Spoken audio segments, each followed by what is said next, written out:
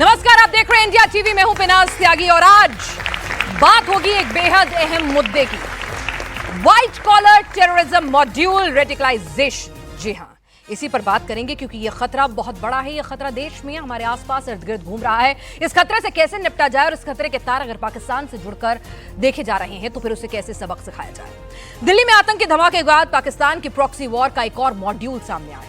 ये कश्मीर की आजादी के लिए भटके हुए युवा नहीं है इस बार, जो सुविधाओं से महरूम रहे हैं और पाकिस्तान ने हथियार की ट्रेनिंग लेकर यहां आज गए हैं। दरअसल ये लोग पढ़े लिखे हैं, अच्छी मोटी तनख्वाह वाले हैं, वेल ऑफ है, एक्सपोजर बहुत बढ़िया है इनका, शहरों में रहते हैं, अच्छे परिवारों से आते हैं, अच्छी पढ़ाई लिखाई की है, MBBS MD PhD हैं, ये अच्छी पगार ले रहे हैं, विदेशों के दौरे किए हुए हैं, महंगी महंगी लोकेशंस पर रह रहे हैं, बढ़िया कपड़े पहनते हैं। आप में और हम में कोई फर्क नजर नहीं आएगा, महंगी गाड़ियां चलाते हैं, लेकिन इस सब के बाद भी कर वही रहे हैं जो उनके मजहब को, उनकी तालीम को बदनाम करता आ रहा है।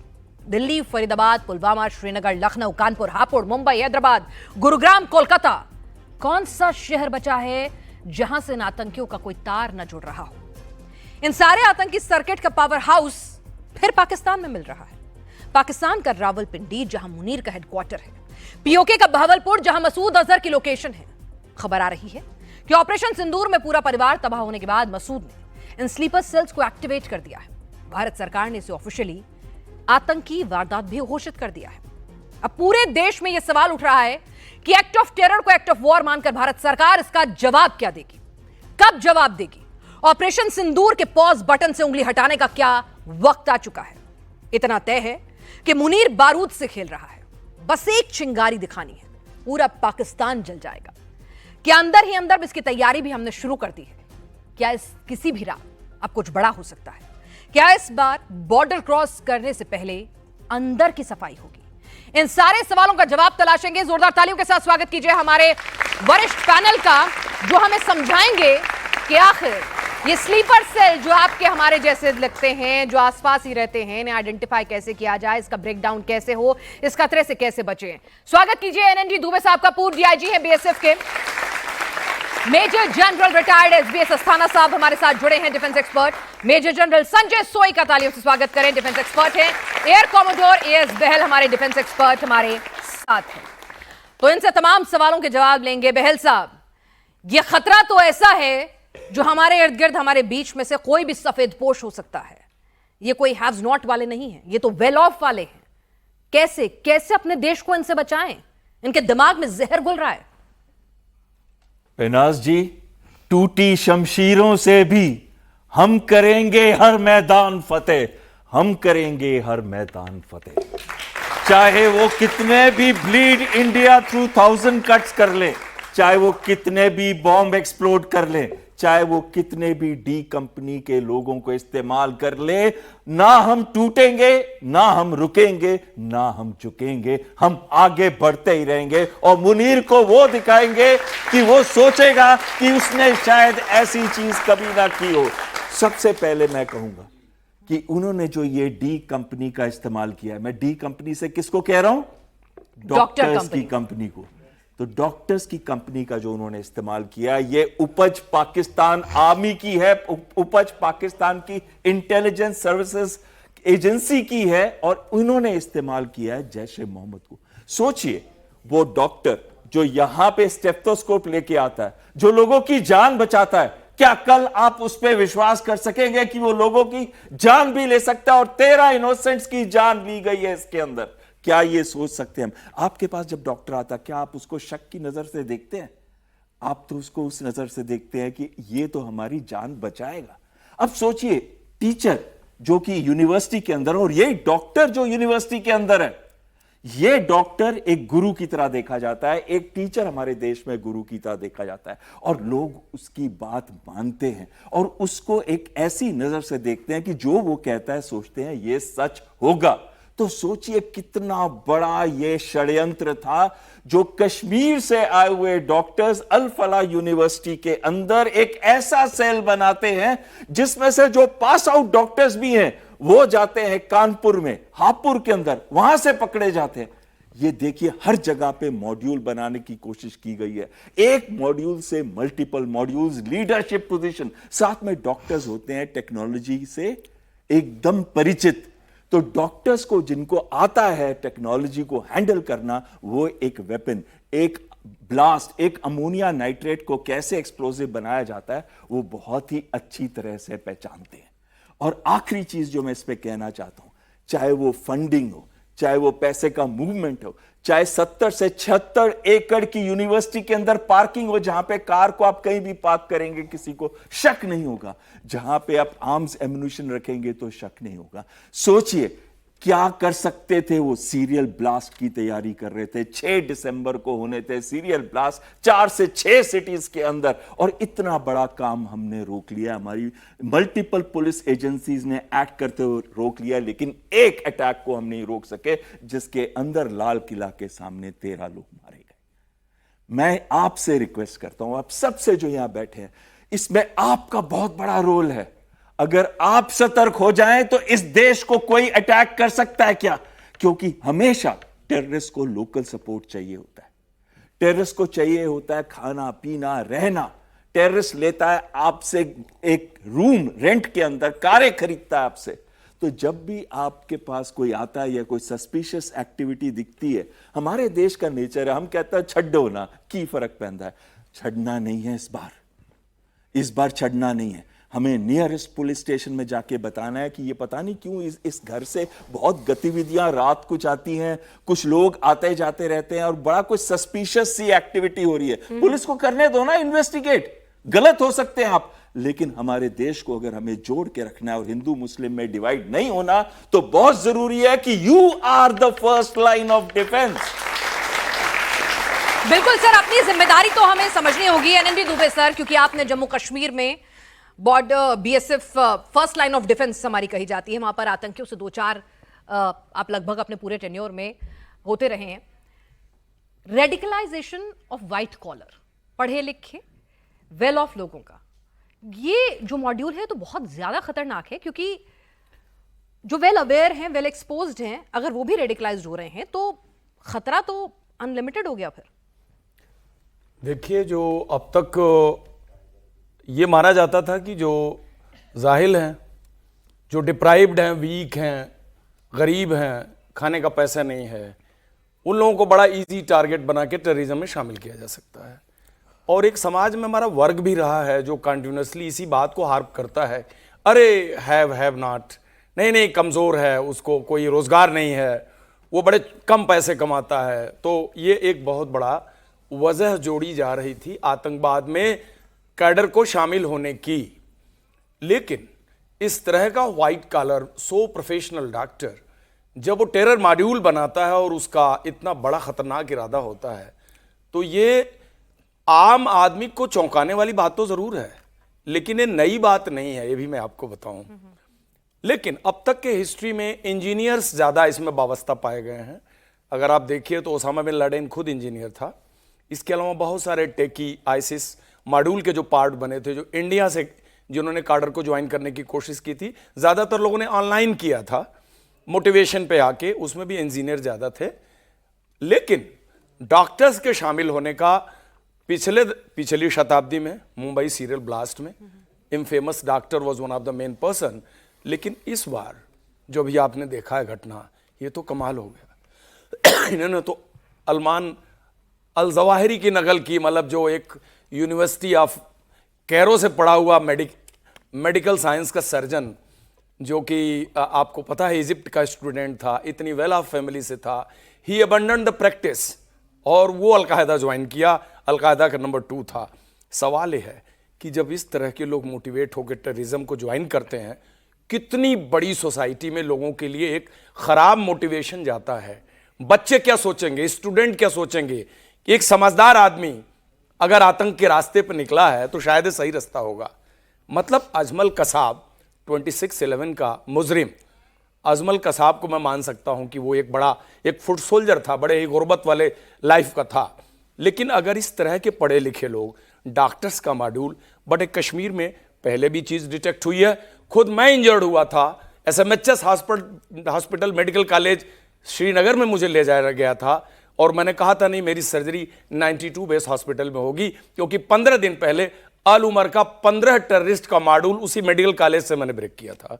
उस मेडिकल कॉलेज का सर्जन जकूरा गंधरबल का उसका भांजा, नाम भी जावेद अहमद शहरी, मैं नाम भी ले रहा हूं आपको, he was the top district commander of the Al Umar Mujahideen and the entire module was being run from the basement of SMHS hospital, heart of the downtown Srinagar city.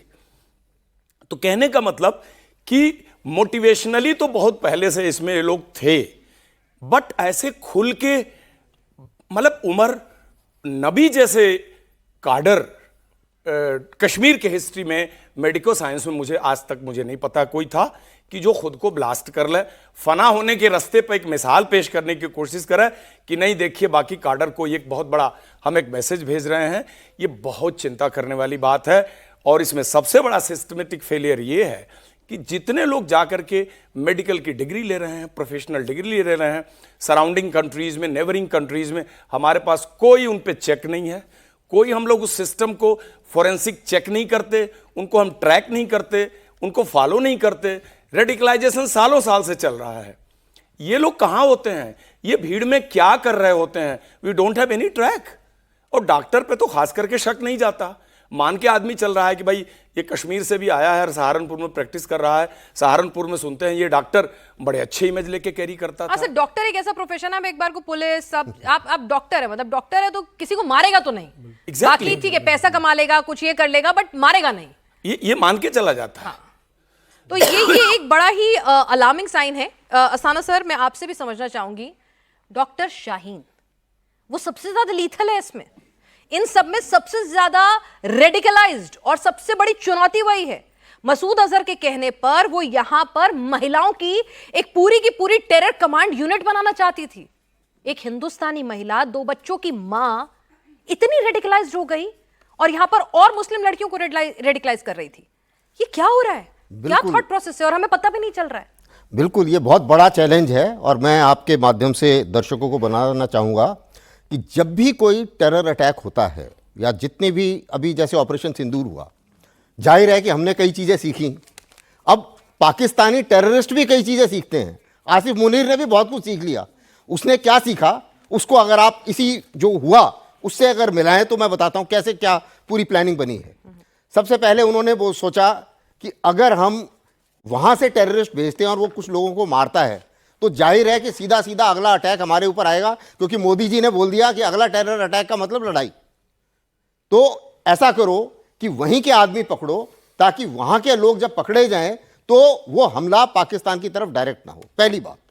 दूसरी चीज ये है कि उनके हैंडलर पहले पाकिस्तान में होते थे, तो उससे जो है कम्युनिकेशन से हम लोग जोड़ पाते थे कि नहीं ये हमला पाकिस्तानियों ने कराया। अब इन्होंने क्या करा, वो हैंडलर को भी शिफ्ट कर दिया, उसको शिफ्ट कर दिया टर्की में। अब इन सब के ये जो मॉड्यूल बना है इसके हैंडलर्स थे टर्की में। उसके बाद में जहां तक आपने जो उस महिला की बात करी, अभी उस महिला के ऊपर कोई शक नहीं जाएगा क्योंकि भारत में डॉक्टर और लेडी, उसके ऊपर कोई शक नहीं जाएगा। तो ऐसे लोगों को चुनो जिनके ऊपर शक ना जाए। तो उसको चुनने में सबसे इंपॉर्टेंट चीज क्या होती है कि इसी को हम लोग आज के जमाने में 4th जनरेशन वॉरफेयर कहते हैं। यानी कि अगर आप याद करें जो आईएस होता था और अभी भी उनके ISKP एक है संगठन जो भारत के पीछे पड़ा हुआ है और भारत में टेररिस्ट एक्टिविटी कराना चाहता है, उनका तरीका ही यही था कि इंटरनेट के ऊपर रेडिकलाइज करो। तो इंटरनेट के ऊपर रेडिकलाइज एजुकेटेड होते थे। तो यूरोप में जितने उन्होंने लोगों को रेडिकलाइज करा वो सारे के सारे पढ़े लिखे थे।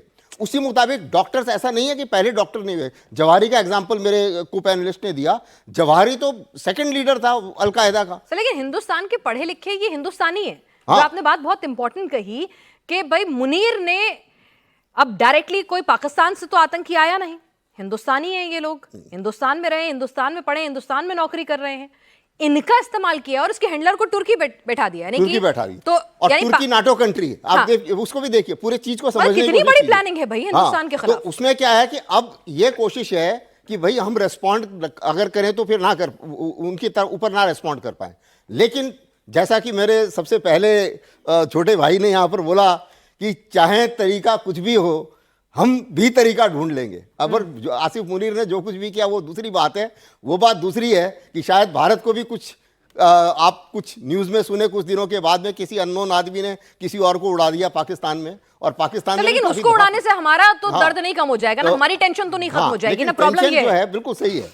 ये इसमें कोई शक नहीं है कि हम सबको, पूरे देश को एक साथ आना पड़ेगा। रेडिकलाइजेशन की सबसे बड़ी, मेरी सबसे ज्यादा जो गुजारिश है वो है अपने मुस्लिम भाई बहनों से कि आप कृपा करके अपने लोगों को बताएं कि ये जो एक जुनून अननेसेसरी आया हुआ है कि भाई हम जो है अगर अभी जिहाद कर देते हैं और उसके बाद में शायद हमारे दूसरा तीसरा चौथा जन्म वो बहुत अच्छा हो जाएगा, इसलिए अभी इस जन्म में ये टेम्परेरी फेज है, ऐसे इस तरीके से उनको बरगलाया जाता है।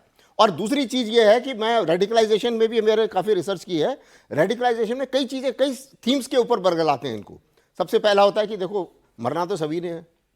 दूसरी चीज़ ये है कि इस बार मर गए, अगर आप जिहाद में मरते हो तो आपके अगले 4-5 जन्म जो है वो बहुत वो हो जाएंगे, लेकिन ऐसा सर, ये कुछ नहीं कैसा इस्लाम है, ये कैसा मजहब है जो कह रहा है अपने ही मुल्क के लोगों को, अपने ही देश की, जिसकी देशभक्ति की बात कर रहे हैं, मिट्टी से प्यार सबसे पहली बात होती है जहां आप रह रहे हैं, उसी देश के खिलाफ आप जिहाद छेड़ दें, उसी के आम नागरिकों के खिलाफ आप जिहाद छेड़ दें, जो आपको पैसा दे रहा है, जो आपको नौकरी दे रहा है, जो आपको एजुकेशन दे रहा है, जहां आपके माँ बाप रहते हैं, जहां आप पले बड़े हैं, उसी के खिलाफ जिहाद छेड़ दें। और ये कौन सा रेडिकलाइजेशन है? छोटी सी बात और ये कहना चाहूंगा, देखिए यही वो देश है जिसने अब्दुल कलाम जैसे लोगों को जन्म दिया है, और उनको पूछते हैं, चाहे वो हिंदू हो, चाहे मुसलमान हो, चाहे कोई भी हो, उसको उनको सब पूछते हैं। तो ऐसे ही लोग जो हैं और इसी मुताबिक जो ये एग्जाम्पल्स हैं, और क्यों हम ऐसे इनको मोटिवेट नहीं कर पाते कि वो भी ऐसा ही एग्जाम्पल और क्रिएट करें, तो क्रिएट कर सकते हैं, ऐसी बात नहीं है। तो यही सीख जो है। और दूसरी चीज जो किसी एक और को पैनलिस्ट ने कहा था, सस्पिशियस, हमें जो भी चीज़ हमारे आसपास हमें दिखता है कि ये शक वाली चीज़ है या शक वाली एक्टिविटी है, उसके ऊपर ध्यान करना चाहिए। और कुछ मेरी गवर्नमेंट से भी कुछ पॉइंट ऑफ व्यू है कि सबसे पहले देखिए, ये जो कानून है UAPA, ये बहुत कमज़ोर कानून है। हम कश्मीर में लड़ाई करी है हमने, अब इस कानून के तहत आप एक मुजरिम को उसको टेररिस्ट को पकड़िए, पुलिस को दीजिए, आपकी जिम्मेवारी है कि जी आप FIR से ज़्यादा कुछ नहीं कर सकते, आपको देना ही पड़ेगा उसको, उसके बाद में वो जाएगा कोर्ट में, फिर छूट जाएगा। तो ये एक वीकनेस है। और ये जितने डॉक्टर हैं आधे से ज्यादा ये समझते हैं कि चलो आज तो पूरा देश हल्ला कर रहा है, कोई बात नहीं, आज के कुछ दिन बाद फिर कुछ हम जिन्होंने इतना अल्फड़ा हॉस्पिटल खड़ा किया है, इतने पैसे लगाए हैं, वो हमारे लिए लॉयर भी कर देंगे और हमें छुड़वा भी देंगे। चलिए, तो यानी कि डर खत्म हो गया है, खौफ खत्म हो गया है। सोई साहब, ये खौफ इस स्लीपर सेल में, ये खौफ उस आवाम में जो रेडिकलाइज हो रहा है, कैसे पैदा करें? क्योंकि है तो हमारा ही आवाम, हम में से ही एक है ये। बिल्कुल, जैसे कि बाकी स्पीकर्स ने कहा है, मैं इसमें एक चीज जोड़ना चाहूंगा कि जो ब्रिगेड बहल ने, कमरो बहल ने कहा था कि सब आंख और कान है। मुझे एक इंसिडेंट मैं बताना चाहता हूं अपना। मैं कश्मीर में जा रहा था अपने कमांडर्स के साथ, तो अचानक एक गाड़ी में जा रहे थे, क्यों आगे प्रोटेक्शन थी, पीछे प्रोटेक्शन थी, तो एक गांव का बंदा आया भागता हुआ कि साहब आगे पुलिया के पास एक तार सी ऊपर जाती हुई नज़र आ रही है मुझे। तो हमने तुरंत गाड़ी रोकी, लोगों को फटाफट फैलाया जैसे नॉर्मल ड्रिल होती है, और पहाड़ी पे चढ़ना शुरू कर दिया, क्योंकि आगे हम जाते तो वहाँ पे वो ब्लास्ट हो जाता। जैसे ही हमने पहाड़ी पर चढ़ना शुरू किया तो उसने वहाँ पे ID ब्लास्ट कर दिया, और करके फिर वो भाग गए। हम नहीं पकड़ पाए क्योंकि वो हाइट पे काफ़ी ऊपर थे, और जब तक हम चढ़ के जाते वो निकल गए, तो हम लोग छोटी संख्या थी। तो लेकिन यहाँ पर मैं ये बताना चाहता हूँ कि जिस प्रकार से उसने एक आँख और कान, हम लोग नहीं देख पाते वहाँ, हम तो उड़ गए थे, आज मैं यहाँ नहीं होता। वो अगर जो वहाँ आम जनता, जो आप लोग आंख और कान हो, ये बड़ा जरूरी है देश की सुरक्षा तंत्र के लिए, पुलिस के लिए, सेना के लिए, कि हर आदमी उनकी आंखों कान रहो, फर्स्ट रेस्पोंडेंट रहे। और जिस प्रकार से खबर आपको मिल सकती है, जैसे कि बताया था कि चाहे किराए पे लेने आ रहे, जैसे कि एक पहले यूट्यूबर थी, सीमा थी, आगे रहती रही साल भर गाँव में, किसी ने नहीं बताया। जब बाद में पकड़ी गई तो कहते हैं कैसे एंट्री हुई, BSF क्या कर रही थी, आर्मी क्या कर रही थी, सीमा से कैसे आ गई। तो भैया आप क्या कर रहे थे, आपके पड़ोस में रही, एक पाकिस्तानी आके रही, क्या आपका फर्ज नहीं बनता वहाँ पे पुलिस को बताएं या खबर करें? तो ये बात आप सब लोगों को एक ध्यान में रखनी है कि आप सब लोगों को एक सेना की मेंटेलिटी रखनी चाहिए, सैनिक की तरह सोचना है कि देश की सुरक्षा खाली इनकी जिम्मेदारी नहीं है, हर भारतवासी की जिम्मेदारी। तो हमें भी अपनी जिम्मेदारी संभालनी है, क्योंकि ये रेडिकलाइजेशन हो रहा है, ये सोच के साथ खिलवाड़ हो रहा है, और हमें लोगों के बीच में से ही खिलवाड़ हो रहा है, तो ये हमें समझना होगा। एक बात जी और जी मैं बिल्कुल, अपनी बात पूरी एक बात मैं कहना चाहता हूँ, और जो दूसरी बात जो डॉक्टर्स को किया गया, देखिए पढ़े लिखे, आप सब पढ़े लिखे हैं, बहुत शांति से सोच समझ के काम होता है।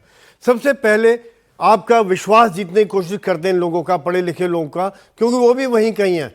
विश्वास जीतते हैं, भरोसा जीतते हैं, समय लगाते हैं, फिर देखते हैं इसकी कमजोरी क्या है। क्या उसकी पैसा कमजोरी है, क्या उसकी धर्म के लिए कमजोरी है, परिवार कमजोरी है, या ड्रग्स कमजोरी है, क्या इसकी कमजोरी है, फिर उस कमजोरी को एक्सप्लॉइट करके अपने में तोड़ने की कोशिश करते हैं। सर लेकिन ये जो डॉक्टर्स हैं, इनकी कमजोरी से ज्यादा ये लोग रेडिकलाइज ज्यादा नजर आ रहे हैं। आप ये देखिए, तो तभी रेडिकलाइज किया ना कहीं ना कहीं। कमजोरी क्या भाई, किसी का बच्चा नहीं आपने किडनैप कर लिया, कोई पैसे से कमजोर नहीं है भाई, तो नौकरी मिली हुई है, आपका पैकेज है 12 लाख रुपए का पर एनम का, अच्छी जगह नौकरी कर रहे हो, अच्छी गाड़ी ड्राइव कर रहे हो, बढ़िया कपड़े पहन रहे हो, एमबीबीएस की पढ़ाई की है, तो फिर आप की कमजोरी तो कुछ नजर नहीं आ रही।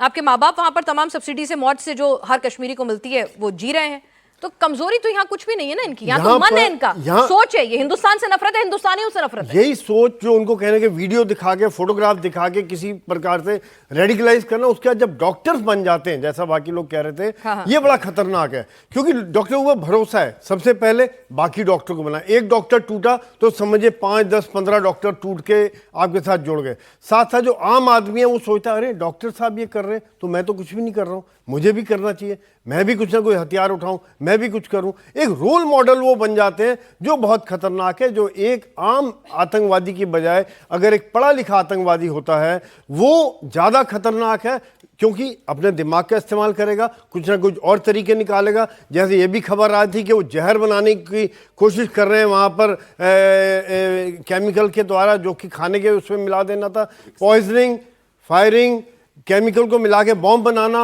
और साथ साथ बाकी लोगों के लिए एक रोल मॉडल बनना। बिल्कुल, हम अपने दर्शकों को फिर से बताएं कि ये खतरा कितना बड़ा था, ये प्लानिंग कितनी बड़ी थी। 3000 किलो बारूद, जरा सोचिए, ये पूरे देश को दहलाने के लिए काफी था। एक एक धार्मिक स्थल को टारगेट करना चाहते थे, किस तरह से हिंदू मुस्लिम दंगे फैलाना चाहते थे, किस तरह से हिंदुस्तान को अनरेस्ट करना चाहते थे, सीरियल ब्लास्ट करना चाहते थे, और 6 दिसंबर की तारीख वो जानबूझकर चुन रहे थे। इलाज क्या करें, डॉक्टर तो इन्होंने भेज दिए, अब इलाज हिंदुस्तान को तो करना पड़ेगा ना बहल साहब।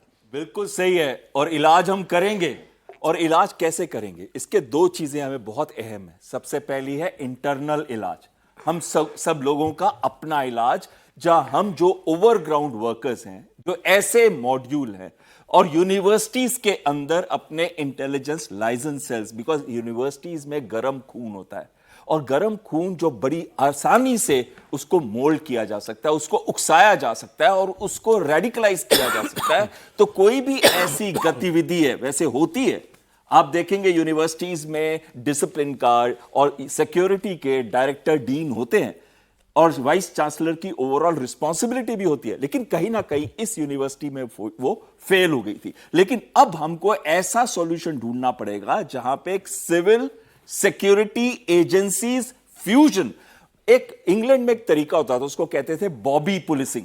बॉबी पुलिसिंग का क्या मतलब है? वो बॉबी होता है जो पुलिस का आदमी होता है, जो एक एक गांव में या कहीं पे भी उसको खड़ा कर देते हैं। उसके पास सिर्फ एक डंडा ही होता है, जैसे हमारे भी कई पुलिस वालों के पास सिर्फ डंडा होता है, आजकल तो पिस्तौल लेके जाते हैं वो। तो वो क्या करता था, हर मीटिंग, हर सोसाइटी के अंदर, हर गांव के अंदर मीटिंग्स करते हैं रेगुलरली, ताकि यह डिस्कस हो सके कि कहीं भी कोई गलत काम हो रहा है, कोई सस्पिशियस एक्टिविटी है, कोई क्रिमिनल एक्टिविटी होने वाली है, उसकी इंटेलिजेंस इमीडिएटली मिल जाए। तो कहीं ना कहीं ये सिविल सिक्योरिटी एजेंसीज का फ्यूजन है, उसको हमें मजबूत करना है। दूसरी चीज है, ये हमारे पास अपॉर्चुनिटी है इस समय कि हम भारी संख्या में कर भी रहे हैं। हमने 1000 के करीब रेड्स किए हैं गवर्नमेंट ने। आपको मालूम है क्या, कश्मीर से लेके थाने, पुणे, यूपी, हर जगह पे रेड चल रहे हैं। ओवरग्राउंड वर्कर्स, क्योंकि कोई भी टेररिस्ट जो है बिना सपोर्ट, लॉजिस्टिक सपोर्ट हो या खाना पीना, रहना, मूव करना, वो सारा उसको चाहिए। वो सपोर्ट को किल करने के लिए ये मूवमेंट चल रही है। तीसरी आपकी बात तो मैंने कर दी। चौथी है एक्सटर्नल, हमें एक्सटर्नली भी करना है। एक्सटर्नली का मतलब है कि जितने भी आतंकी हमले होते हैं वो पाकिस्तान में उनकी inter services intelligence agency coordinate करती है, आईएसआई, जिसके जो मालिक हैं वो जनरल मलिक हैं इस समय, आसिम मलिक। तो कहीं ना कहीं जो जितनी भी आतंकी घटनाएं हिंदुस्तान में होती हैं, जिसे कहते हैं ब्लीड इंडिया थ्रू 1000 कट्स, तो वो वाली गतिविधियां उनकी आर्मी और उनकी आईएसआई करती है। वो इस्तेमाल करते हैं, क्योंकि वो लोग तो ज्यादा मजबूत है नहीं, तो वो इस्तेमाल करते हैं आतंकी संगठन जैसे कि जैश ए मोहम्मद, मसूद अजहर का जिसकी नाम ले रहे थे, या दूसरा लश्कर तैयबा हाफिज सईद का, वो वैसे डबल मास्टर्स था। और तीसरा है हिजबुल मुजाहिदीन या ऐसे संगठन जो टीआरएफ हो गया, जैसे वो भारत के ही संगठन लेकिन वहां से फ्रंट होते हैं लश्कर तैयबा के।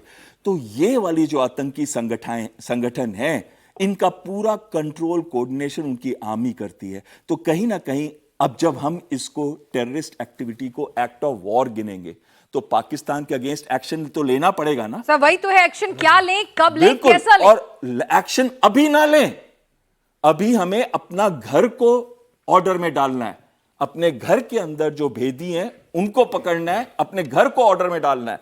और जिस समय इस समय पाकिस्तान की तीनों सेनाएं एक्टिव हैं, army, navy, air force high alert पे हैं, उनके एयरपोर्ट्स पे, एयरफील्ड्स के अंदर उनके फाइटर जहाज रेडी हैं टेक ऑफ करने के लिए, और साथ में उनकी नेवल शिप्स भी डिप्लॉय हो गई हैं। वो बिल्कुल रेडी हैं कि अब भारत अटैक करे तो हम उनके ऊपर एट्रिशन यानी कि उनके ऊपर जबरदस्त प्रॉब्लम क्रिएट कर सके। हमें क्या अटैक करना चाहिए जब वो हमको एक्सपेक्ट कर रहे हैं? नहीं, हमें अटैक करना चाहिए जब वो हमको नहीं एक्सपेक्ट कर रहे, क्योंकि अटैकर के पास वो चॉइस होती है हम कब अटैक करें। ठीक है। और हमें अटैक करना है, और इस बार अटैक करना है उन जनरल्स के ऊपर जो ये आतंकवाद फैलाते हैं। बिल्कुल सही बात की आपने।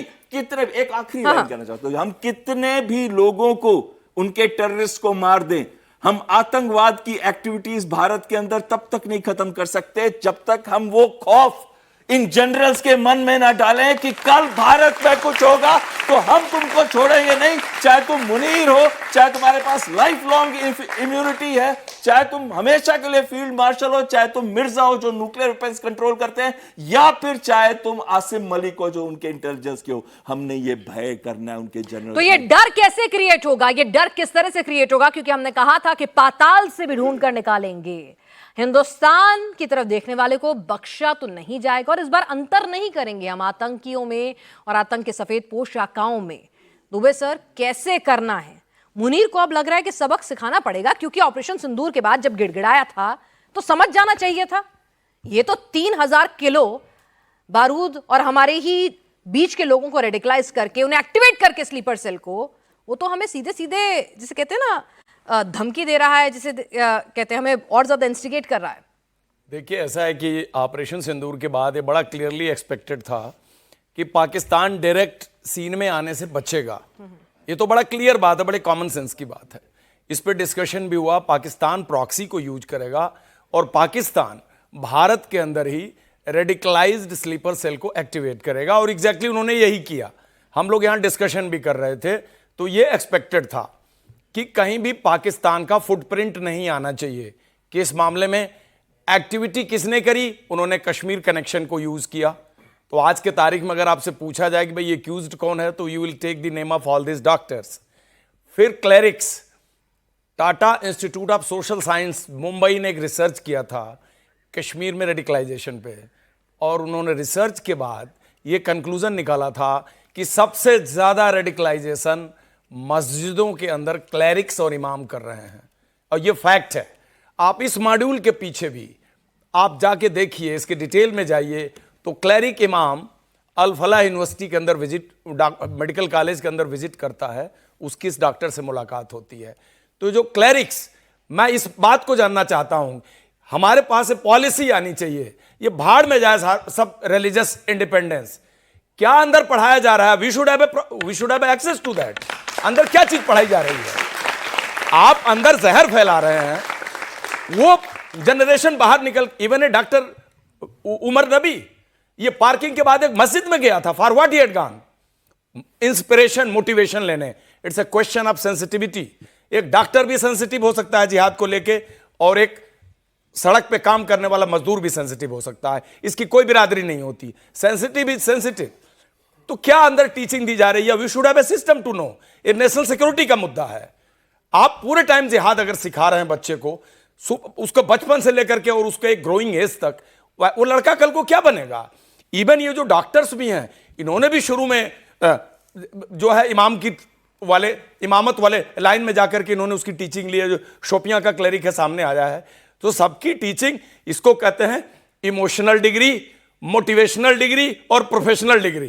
प्रोफेशनल डिग्री सबसे बाद में लिए हैं ये, जिसमें MBBS, MD, गायनेकोलॉजिस्ट एटसेट्रा। इसके पहले 2 डिग्री ले चुके हैं। ये कौन डिग्री है? Emotional degree, motivational degree. मेरे कहने का अर्थ है, जब ये आपके देश के नागरिक हैं, जब नए देश के टोटल सिक्योरिटी अपरेटस में इनका एक रोल है, ये इतनी बड़ी तादाद में है, ये क्या सीखते हैं अंदर जाकर के, वी शुड नो, हमें पता होना चाहिए। कोई गलत चीज सिखा रहा है, it should be prosecuted. Sir, लेकिन हमारी धार्मिक आजादी पर सवाल उठने लगते हैं, फिर लोग कहते हैं अल्पसंख्यकों के साथ अन्याय कर रहे हैं, सेकुलर मुल्क नहीं है, धार्मिक स्वतंत्रता छीन रहे हैं। उनकी बातें सुनेंगे तो we will face the casualty. आप डेथ का हिसाब देखिए, इतने लोग, 13 लोग यहां मारे गए, 9 कैजुअलिटी कश्मीर में हो गई, 21-22 कैजुअलिटी हो गई, 29 वहां इंजर्ड है, यहां पर इंजर्ड की लिस्ट 30 से ऊपर है। इतना मास, और ये एक छोटा सा टुकड़ा था जो उस कार के अंदर ब्लास्ट हुआ। 3 टन एक्सप्लोसिव मेकिंग मटेरियल, जिसमें अभी 3 कुंटल का तो हिसाब ही नहीं मिला, वो कहां गया। अभी तो 2963 केजी पर हम बातचीत कर रहे हैं, वो 300 किलो कहां गया, अभी तक कोई हिसाब नहीं मिला। आप इसका डिवास्टेटिंग इफेक्ट देखिए ना। अभी एक वीडियो आज आया है कि ये जो रेड फोर्ट वाले ब्लास्ट से मेट्रो स्टेशन के नीचे का जो काउंटर था, वहां लोग अफरा तफरी मच गई, वेव 40 फीट नीचे तक गई है, पूरा दिल्ली मेट्रो लाइन पर बिछा हुआ है। तो मेरा कहने का मतलब है कि रेडिकल एलिमेंट्स पे हमें नजर रखनी होगी। इनके डिग्री, पढ़ाई, प्रैक्टिस, यह आदमी सहारनपुर में प्रैक्टिस कर रहा है, सरकारी नौकरी से निकाला जा चुका है। सरकारी नौकरी से ये सिर्फ anti social activity, anti national activity पर निकाला गया था। हमारे राडार से क्यों गायब हुआ ये? अल्फाला यूनिवर्सिटी के अंदर क्या हो रहा है? हम अभी यही लोग अगर पकड़े न जाते, रिकवरी ना होती, सब इनको इनोसेंट बोलते आपने गलत डॉक्टर को हैरेस कर रहे हैं, आप यही बोलते ना। मेरा क्वेश्चन है कि हमारे सिक्योरिटी सिस्टम में भी हमें अपना शूज, अपना जुराब टाइट करने की जरूरत है। बहुत सारा एरिया ओपन है, चाहे आप हमारे बॉर्डर एरिया में भी काफी कुछ प्रॉब्लम्स है, हमारा एरिया बहुत ही एक्सेसिबल है, कितना भी उसको टाइट कर लीजिए, वहां पे यानी बहुत सर काम अब करने की जरूरत हिचकना नहीं है, डरना नहीं है। अगर घुसना है तो फिर वो अल्पसंख्यक संस्थान है, धार्मिक संस्थान है, या कुछ जाना भी पड़ेगा, है, हमको अग्रेसिव होना पड़ेगा। मतलब अब ये नहीं है सुनना कि भाई आप उसको हैरेस कर रहे हैं, टारगेट कर रहे हैं। They have to be open for our audit. उस एरिया का थाना है, पुलिस है, SP है, IG है, उनको क्यों नहीं हुकूक होना चाहिए कि आप सारी इन चीजों पर नजर रखिए? दामन पाक साफ है तो फिर डर किस चीज का?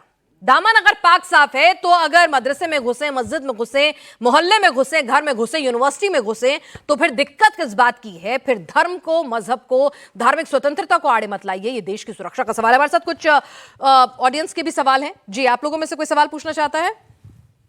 आप सवाल पूछना चाहते हो? अभी कोई नहीं सवाल पूछना चाह रहा है? यस, उधर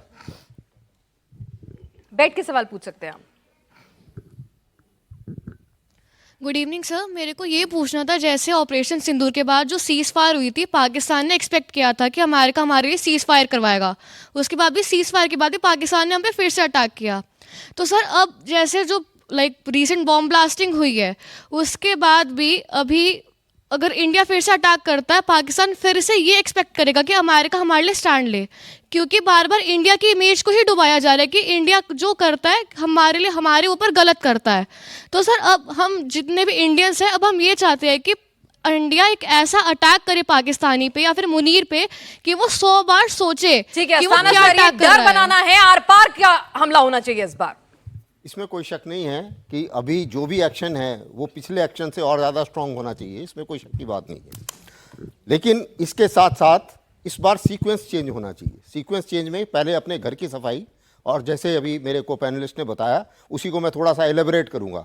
अगर हमारे एडमिशन सिस्टम में, अल फलाह में एडमिशन सिस्टम में गड़बड़ है तो उसमें वहाँ पर रोक लगनी चाहिए, वहाँ पर एक तरीके से स्क्रीनिंग होनी चाहिए। स्क्रीनिंग जिसने नहीं करी उसके ऊपर एक्शन होना चाहिए।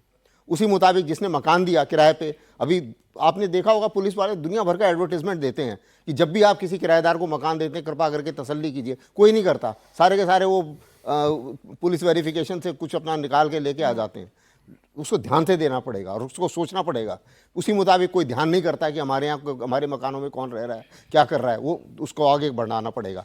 कि बड़ी अच्छी बात करी कि जितने ये एजुकेशनल जो मदरसे हैं उसको मॉनिटर करना चाहिए कि वहाँ पे सिखलाई क्या हो रही है। तो जाहिर है कि मैं समझता हूँ कि ये सेंसिटिव सब्जेक्ट है, लेकिन तरीके हैं जो उस इलाके के इंचार्ज हैं, जैसे पुलिस वाले हैं और जाके जो वहाँ पे एडमिनिस्ट्रेशन है, उसमें से उसी मजहब के लोग जो हैं अपने खबरी को भी अटेंड कराओ, वही मदरसा, वो आके बताएगा कि क्या सिखाया उसने। ठीक है सर, तो- वो तो इंटरनल सिक्योरिटी पे काम हाँ, करना है तो सबसे ये पहले। internal security की लेकिन बात है। मुनीर का कैसे सबक सिखाना है, हाँ, क्योंकि मुनीर जैश को तो सिर्फ एक नाम है। हाँ। जैश हो गया, लश्कर हो गया, सब नाम है। अल्टीमेटली ये आप सब जानते हैं, आप लोगों ने क्योंकि खुद डिफेंस फोर्सेस में सर्व किया है, सब लोग आप बहुत बेहतरीन तरीके से जानते हैं ये है तो कौन? पपेट है। ये तो पपेट है। खाली पीछे तो disposable आर्मी है। की ट्रेनिंग है, उन्हीं के हथियार हैं, उन्हीं का मास्टरमाइंड है, उन्हीं की प्लानिंग है। आज मुनीर है, कल कोई और होगा। नहीं, इसमें कोई शक नहीं है कि अगर जब इस लिंक को स्टैब्लिश करके और स्टैब्लिश करने के बाद में अकाउंटेबिलिटी फिक्स करके एक्शन लेना चाहिए उसके सर, बाद में, यही तरीका है। सॉरी, हाँ सर, कुछ कहना चाह रहे थे। नहीं आप एक्चुअली क्या है, आपकी बात और सबकी बात से चीज निकल के आ रही है कि ये हमला पाकिस्तान ने कर दिया, हमें पाकिस्तान के ऊपर हमला कर देना चाहिए। 2 लाइन की बात है सर, गुस्सा तो अब ऐसा मैं ही आपको है। ये बताना चाहूँ, गुस्सा सबको, हमको भी है। इंडिया का पाकिस्तान के ऊपर हमला कर देना ऑपरेशन सिंदूर के तरह से, ये सब चीजें बड़े सोच विचार के और बड़ा एक स्ट्रेटेजिक प्लानिंग करके होती है। नंबर 2, पहलगांव केस और इसमें सबसे बड़ा अंतर है, पहलगांव केस में डे 1 में प्राइमा फेसी स्टैब्लिश हो गया था कि the brutal killers way from the Pakistan. TRF ने रिस्पॉन्सिबिलिटी भी ले ली थी, जब बाद में प्रेशर पड़ा तो उन्होंने रिस्पॉन्सिबिलिटी विड्रॉ कर ली। बड़ा क्लियर कट है। किसी देश पे ऑफेंसिव लॉन्च करने के लिए क्या आप समझ रहे हैं भारत की एजेंसी चुप बैठी है? बिल्कुल चुप नहीं बैठी है। आप 10 से 15 डेज लीजिए, जहां ये तार कनेक्ट हुए, टर्की का तार कनेक्ट हो चुका है, हैंडलर का भी पता लगेगा, पूरे उनके डार्क वेब का भी पता लगेगा, उन्होंने क्या इंक्रिप्टेड सिस्टम यूज किया वो भी पता लगेगा, और हमारी एजेंसी यह एस्टेब्लिश करने में कामयाब हो जाएगी कि इसके तार पाकिस्तान से जुड़े हैं। उसके बाद हमारे एग्रेसिव होने, ऑफेंसिव होने का सिलसिला शुरू होगा। बहुत सारी चीज आगे हैं, उसको हम नहीं बातचीत कर पाएंगे, but let the government be sure कि what type of connectivity is there with the Pakistan. इसके लिए थोड़ा हमें वेट करना पड़ेगा। सॉरी, बिल्कुल। तो कुछ इंतजार करना होगा। कई बार कहते हैं ना, revenge is serve best when it's cold. तो आप सवाल है आपके पास? Good evening sir. सर, जैसे आपने बताया कि हमें थोड़ा इंतज़ार करना पड़ेगा, ये इंतज़ार हमेशा बढ़ता ही क्यों चला जाता है? लाइक पहले भी जब कुछ होता है तो गवर्नमेंट जनता को सब कुछ क्यों नहीं बता पाती?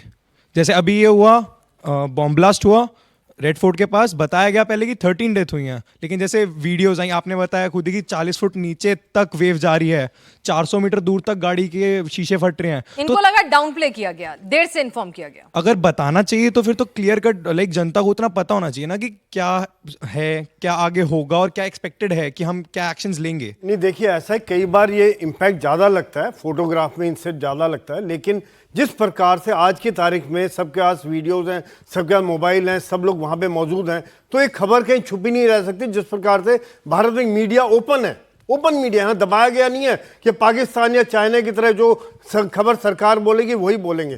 तो धीरे धीरे ये सच्चाई सामने आ जाती है, सच्चाई सामने है, लेकिन डेफिनेटली डैमेज हुआ है, नुकसान हुआ है। यही कारण है कि इतने घायल हैं, और जिसमें कि शायद मतलब सभी बच जाएं, ये उम्मीद करते हैं। और लेकिन सर, ये कह रहे हैं कि एक्शन क्या लेंगे, बताते हाँ, क्यों नहीं? एक्शन का बता ये है, के तो नहीं देखिए दे सकते। एक्शन जो है ना, मैं ये कहना चाह रहा था कि जो सरप्राइज फैक्टर यहाँ पे बड़ा जरूरी है। सबसे पहले आप देखिए, आज भारत की सोच बदली हो गई है। पहले जो है, जब उड़ी हुआ था तो उन्होंने सोचा हम क्रिकेट मैच बंद करेंगे, हमने सर्जिकल स्ट्राइक कर दिया। जब पुलवामा हुआ, उन्होंने कहा सर्जिकल करेंगे, हमने बालाकोट कर दिया, एयर स्ट्राइक कर दी। अभी हुआ तब हमने सिंदूर कर दिया। अभी जब हुआ है तो यहां पर अभी हमने फिर वो करना है जो उनकी सोच से आगे है। जहां तक पाकिस्तान सोचे उससे शायद हम 2 कदम आगे सोच रहे हैं। यही कारण है कि इसमें ये सरप्राइज फैक्टर, तभी उनको चकित रखना है। यही फौज की सरप्राइज एलिमेंट बना के रखना है। बेल साहब, बहुत छोटा सा जवाब चाहूंगी कि सोच से आगे क्या? फुल फ्लेज युद्ध कर दें कि भाई एक बार में समझो तो समझो, नहीं तो नहीं, क्या करें? या फिर चुन चुनकर फिर से आतंकियों का इंतजार करें पूरे साल भर के, यहां लोकेशन मिल गई, अब मारो अब मारो अब मारो, क्या करें? क्या देखिए, मेरी सोच बहुत क्लियर है। सबसे पहले हमने तीनों सर्विसेज को एक्टिवेट करना था। हमने एक्सरसाइज त्रिशूल की, तीनों एक्टिवेटेड है, तीनों ट्रेंड है, तीनों राजस्थान से लेके कराची तक पूरा एरिया रेकी कर चुकी हैं, रेडी हैं, लड़ने के लिए रेडी हैं।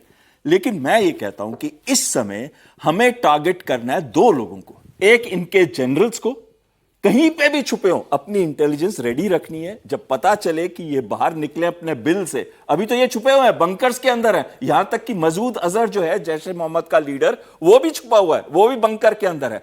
वेट करना है जब तक हमारे पूरे एविडेंस तैयार नहीं हो जा सकते। जैसे पहले बोला को पैनलिस्ट ने, हम श्योर हैं, दुनिया को बता रहे हैं, अब हम चूज करेंगे अपना टाइम।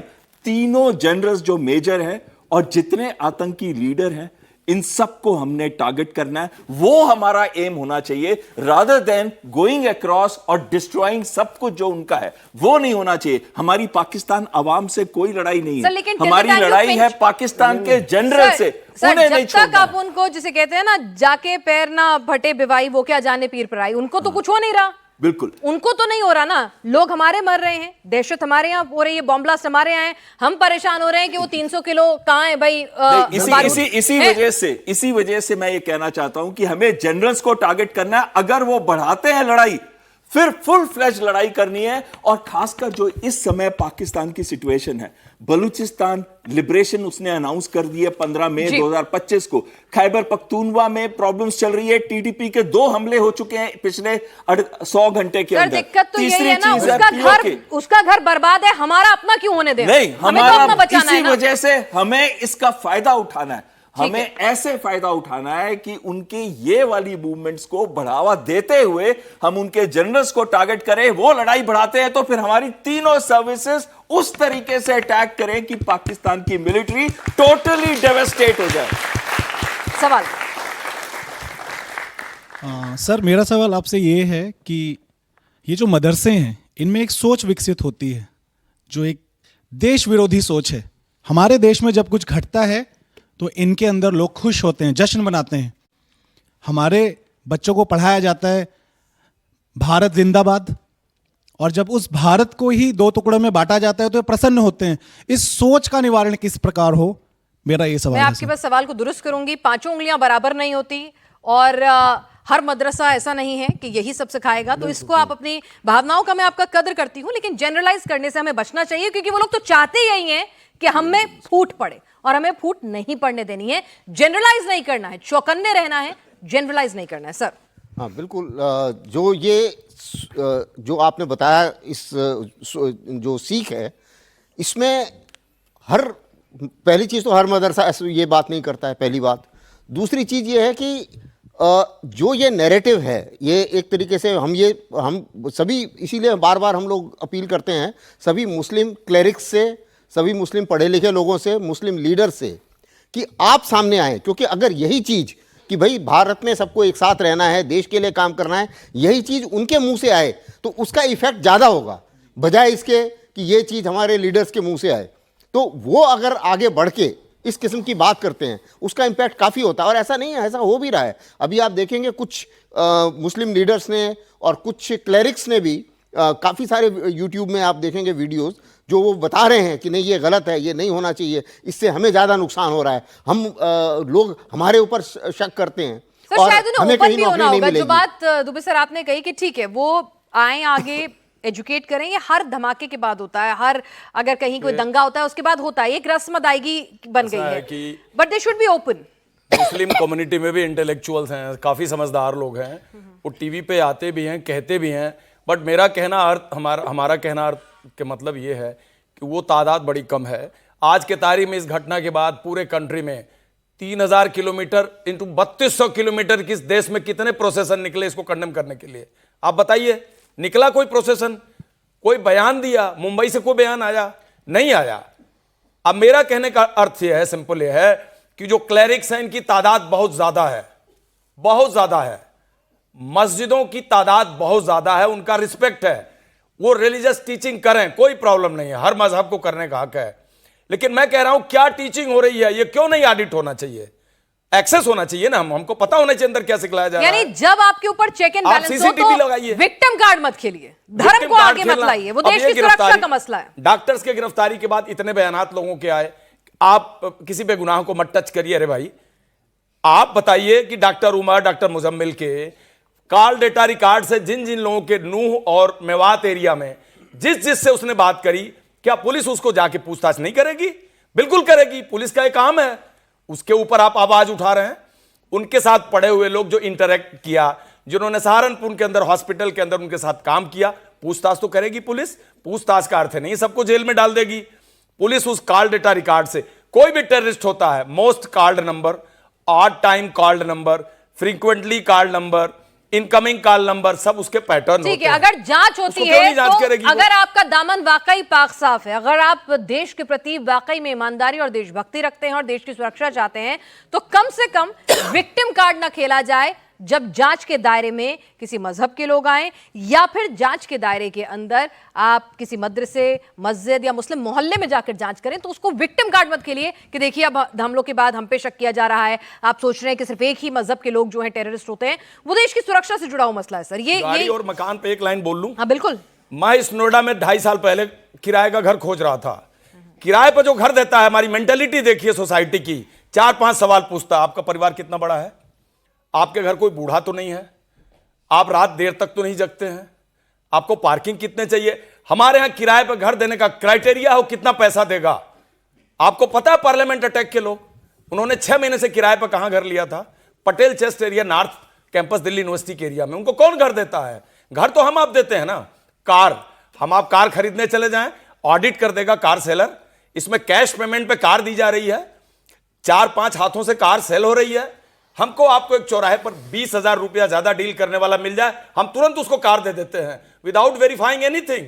लेकिन सर अगर डॉक्टर साहब कार खरीदने आए हैं तो क्रेडिबिलिटी बढ़ जाती है सर। अगर मुझसे भी कोई डॉक्टर के आके कहे कि मकान किराए पे चाहिए, तो मैं कहूंगी कि हाँ डॉक्टर साहब हैं, भले ही 1000 रुपए कम दे देना, पर ज़हीन आदमी घर में आ रहा है, डॉक्टर आ रहा है, आने दो। तो ये भी एक प्रॉब्लम है। प्रोफेशन की का एक तरह से सिर झुक गया है, और ये बात तो बिल्कुल सही है आपकी। ठीक है जी। सवाल किसके पास? जी सवाल। Sir, you use the terminologies like Zahid and Zahim and like some Muslim terminology. So you are saying that we should stay out or look out for Muslim people or stay alert from them? नहीं, बिल्कुल भी नहीं, गलत समझे आप। ये तो पाकिस्तान चाहता है जी। माइक आज देखिए, भारत में अब्दुल कलाम रहे हैं, अब्दुल हमीद रहे हैं, औरंगजेब जैसे लोग हैं। आए दिन लोग मुस्लिम धर्म के लोग देश के लिए जान दे रहे हैं। और मैं देख रहा हूँ सेना में जैकलाई रेजिमेंट है, JNK पुलिस इतना अच्छा काम कर रही है, उनके SP जी रुमेट एरिया में जाके लड़ाइयाँ लड़ रहे हैं मिलिटेंट के खिलाफ। कश्मीरी लड़के सर हम लोगों के साथ कितना लड़ाई कर रहे हैं। बिल्कुल हमारी तो इवैक्यूएट किया उन्होंने, हमारे सक्सेस स्टोरी पर कश्मीरी मुस्लिम लड़कों का नाम लिखा हुआ है। तो ये जो है ये गलत है, और वहां पर आप जाएंगे, ये बात भी सही है कि ठीक है सर। एक बच्ची है, छोटा सा उसका सवाल है, वो ले लेते हैं क्योंकि वक्त की कमी है, और बच्चे का सवाल मैं जरूर लेना चाहूंगी। पूछो। अस्थाना सर, जो आज कश्मीर के पुलिस स्टेशन में ब्लास्ट हुआ है, क्या वो भी एक टेररिस्ट अटैक है? नहीं बेटे, वो टेररिस्ट अटैक नहीं है, क्योंकि ऐसा अभी उनकी पुलिस ने बताया है कि वो छानबीन के टाइम में एक्सीडेंटल ट्रिगर हो गया, और एक्सीडेंटल ट्रिगर होने के कारण वो टेररिस्ट एक्शन नहीं है, क्योंकि ये जो एक्सप्लोजिव पकड़ा गया था दिल्ली में, उसको वहाँ ले जाना जरूरी था, वो वहाँ पर उसकी छानबीन कर रहे थे, और उसी में ये एक्सीडेंट हो गया। तो वो एक तरीके से एक्सीडेंट है, ऐसा अभी उन्होंने सबने क्लेरिफाई किया है। ठीक है, और हमें भरोसा करनी चाहिए, हमारी सुरक्षा एजेंसीज जो कह रही हैं उसको मानना चाहिए, अफवाहों से दूर रहना चाहिए। और जैसा कि एक बच्ची ने गलत समझने की कोशिश की कि हम किसी धर्म या मजहब के हिसाब से किसी को टारगेट नहीं कर रहे हैं, देश की सुरक्षा के मद्देनजर जहां जहां जैसी जांच जरूरी हो करने दें। दामन पाक साफ है तो देखने दें, और आपस में फूट नहीं डालनी है जो पाकिस्तान चाहता है, और पाकिस्तान को जवाब देंगे अपने हिसाब से, अपने समय पर, अपने तरीके से देंगे। ये हमारे पैनलिस्ट ने समझाया। भारत माता की, भारत माता की।